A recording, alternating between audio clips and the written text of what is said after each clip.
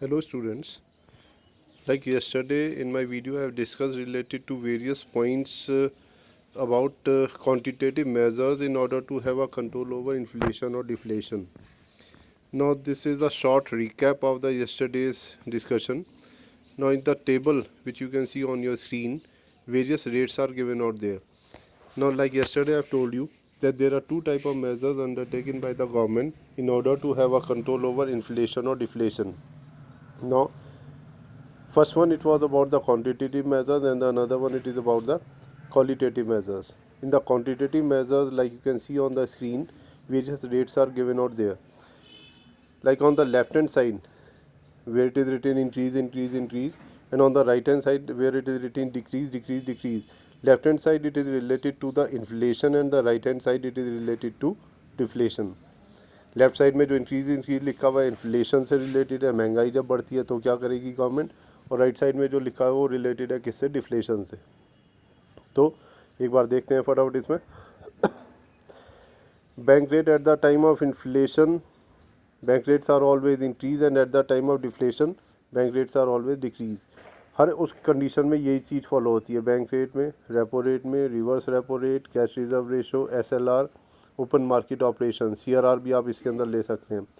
हर case में क्या होगा, इसमें जो इन्फ्लेशन के टाइम पर क्या होगा, ये सारी चीज़ें इंक्रीज़ कर दी जाती हैं.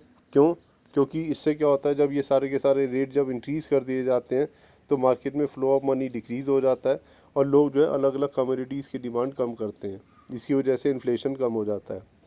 और जब डिफ्लेशन होता है तो ये सारे के सारे जो रेट्स हैं, बैंक रेट, रेपो रेट वगैरह जो आपकी स्क्रीन पर मेंशन है, ये सारे के सारे रेट जो है वो डिक्रीज़ कर दिए जाते हैं ताकि मनी की सप्लाई इंक्रीज़ हो मार्केट में और डिफ्लेशन को कंट्रोल करा जा सके.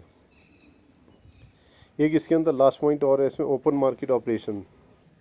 ओपन मार्केट ऑपरेशन में at the time of inflation, like it has been written on the left hand side of open market operation, the RBI used to sell out the securities in the market. जब open market operation होता है तो उस case में क्या होता है, inflation के टाइम पर जो गवर्नमेंट सिक्योरिटीज़ होती हैं वो सेल करी जाती हैं ताकि पब्लिक का पैसा जो है वो गवर्नमेंट के पास आ जाए. And at the time of deflation the government use to purchase the various securities from the market. इससे क्या होगा कि जो फ्लो ऑफ मनी है मार्केट में वो इंक्रीज़ हो जाएगा और डिफ्लेशन इससे जो है वो कंट्रोल हो जाएगा.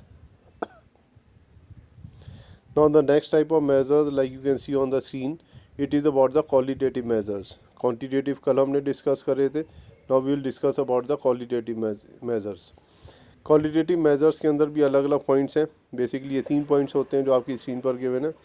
First one it is about the margin requirements. Margin requirements के अंदर क्या होता है कि बेसिकली जब कोई भी आदमी लोन लेने के लिए बैंक में जाता है तो उसको कुछ ना कुछ जो है मॉर्गेज करना पड़ता है.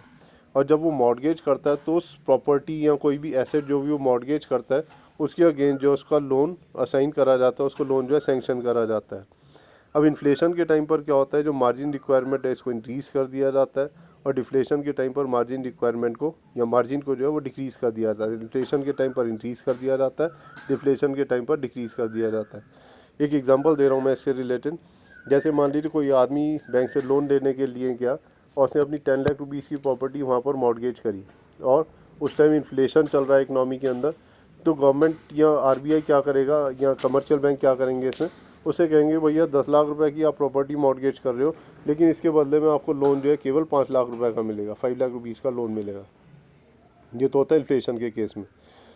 और मान लीजिए अगर डिफ्लेशन के केस में होगा तो अगर वही आदमी अपनी प्रॉपर्टी मॉर्गेज करता है 10 लाख रुपीज़ की और बोरो करने जाता है फंड्स किसी भी कमर्शियल बैंक से, तो बैंक वाले उससे कहेंगे डिफ्लेशन के टाइम पर कि आप 10 लाख रुपीज़ की प्रॉपर्टी मॉर्गेज कर रहे हो, आप इसके बदले में 10 लाख रुपीज़ का ही लोन ले लो. तो ये सारी जो मार्जिन रिक्वायरमेंट से रिलेटेड सारी स्टोरी होती है इसके अंदर.